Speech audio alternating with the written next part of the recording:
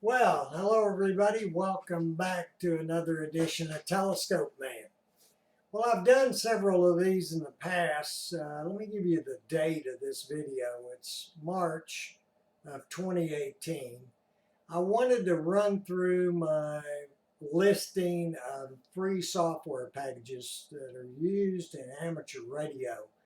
Kind of give you a short list of 4 or 5 of them that I use all the time. Now, in some of my previous videos, I went through every one that I had loaded on the machine over here, the computer.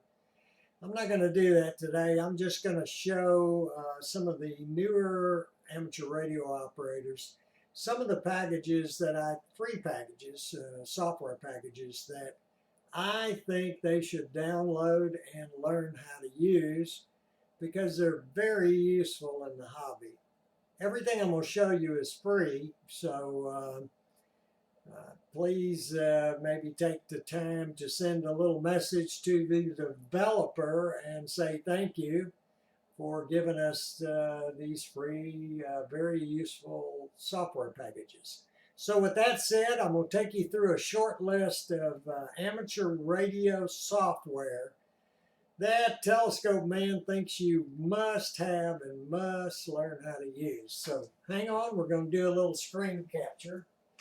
And the first step in that is to switch screens. So here we are on the other monitor now.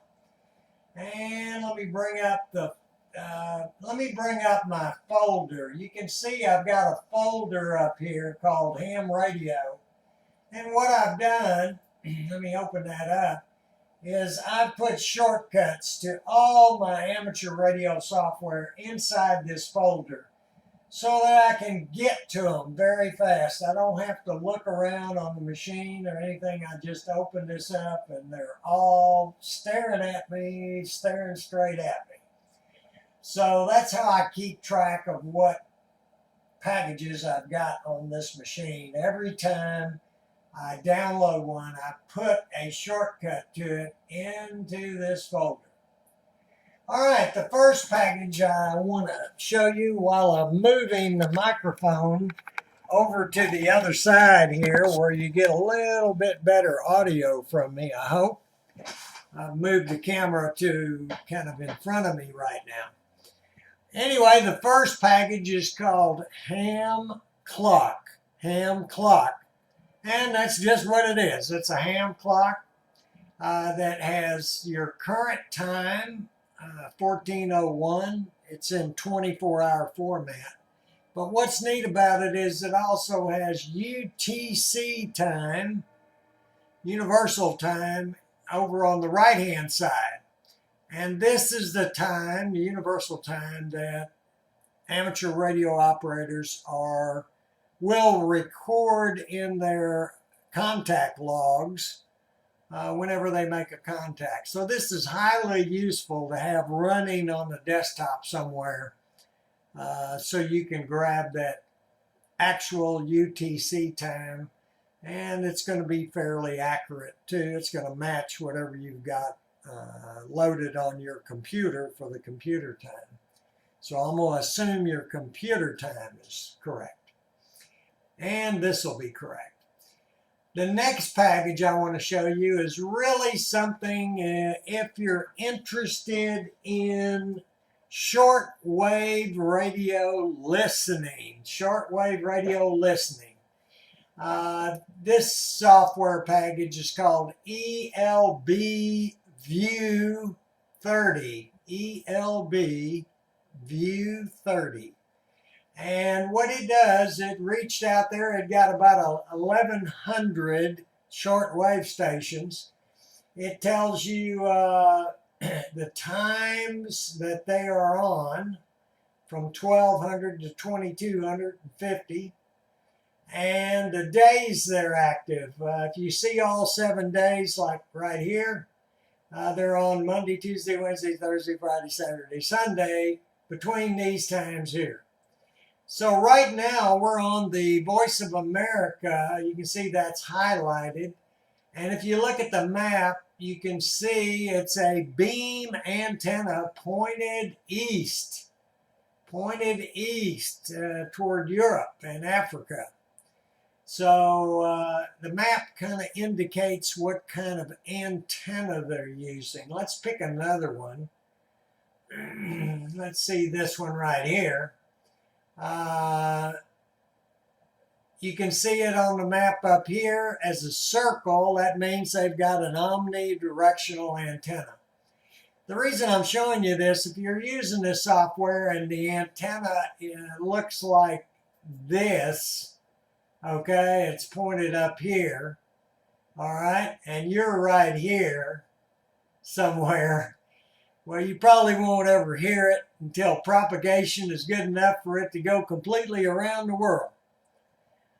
Then you might hear it because it's not pointed at you and it's not omnidirectional. So it's real handy to tell, you know, if you might have a possibility of hearing it just by looking at this little map up here and determining what kind of antenna they have. So anyway, that's the next one I would say you have to have. And the next one, of course, is a very famous one. It's FLDigi. FLDigi decodes a multitude of digital signals.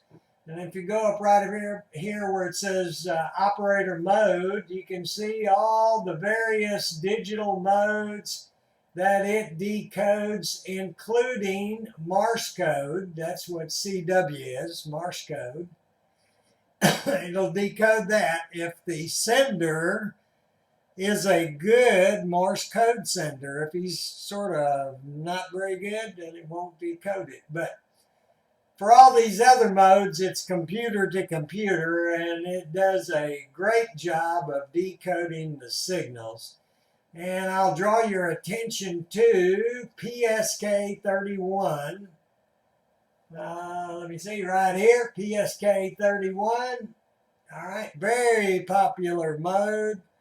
And of all these modes, I would say you need to learn RTTY, RTTY, radio teletype.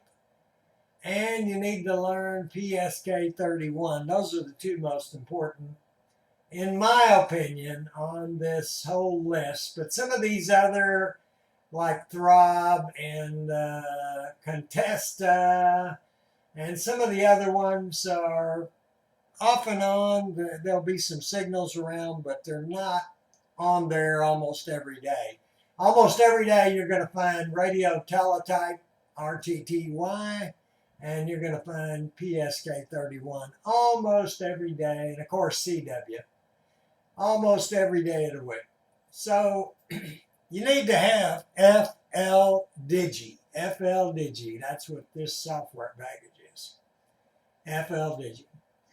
The next one is kind of an unusual one called Netlogger. Netlogger. Excuse me. And if you enjoy HF or VHF, UHF nets, radio nets, then you need to get this. Let's go up here and select a net. And it went out on the internet looking around for anybody that's using Netlogger. Anyone that's using Netlogger, these people are using Netlogger right here, right now, to log the people that have checked into the radio net. So if we look at YL Systems third period radio net at 14.332 frequency single sideband, and we monitor that, it'll go out there and get us the list of people that have checked into that net. Usually the top person is the net control. And then from time to time you'll see other kind of purplish, bluish, dark bluish highlighted people that are relays in this. And they'll go right down the list here, and all these people can do a little contacting with other people on the net or with net control. And anyway, the net control uses this software to keep track of everybody, and to if he or she is gonna run the list, they'll start here and then they'll go here and then they'll go here and then they'll go here and then they'll go here and so forth till they get finished. It's just a great way to keep track of everybody.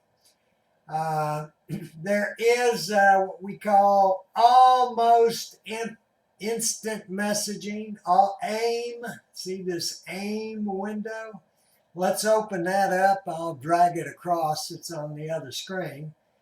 And it's like almost instant messaging between these people right here, and you can type in a message right here and hit enter, and it'll transmit it to everybody else that's on the net. So while the net is going on, you can have a side conversation with other people on the net over here using the almost instant messaging window.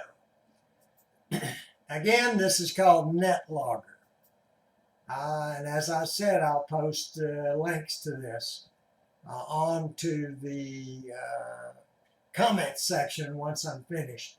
The final one, I didn't want to open it up till I got to it because it continually bugs me to have a radio attached to it, which I don't right now, and that's WSJTX.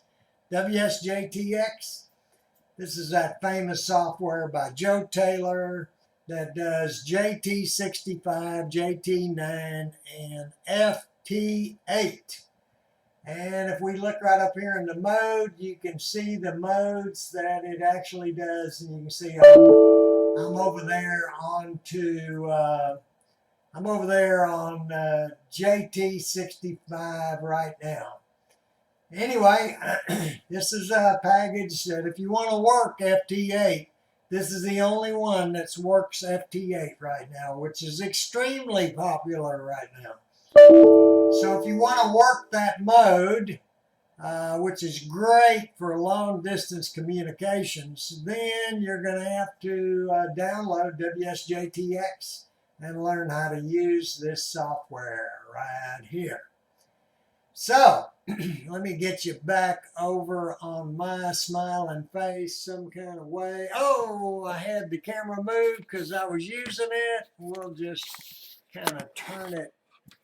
I'll just do this. No, I'm going to do this. And that's good enough. So, had it moved over there so